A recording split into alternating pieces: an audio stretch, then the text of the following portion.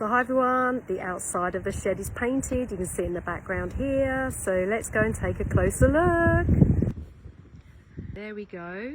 Someone actually said it's like a periwinkle colour, which I guess it is. We do have some periwinkles in the garden. Then we painted all down the side here with all the new shiplap, as you can see, and then round the back, which we cleared.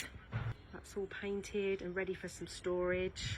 I'm really pleased with it. I think I haven't decided yet. I might add a little bit of white on here to have a little bit of like a cloudy sky effect, but I haven't decided yet.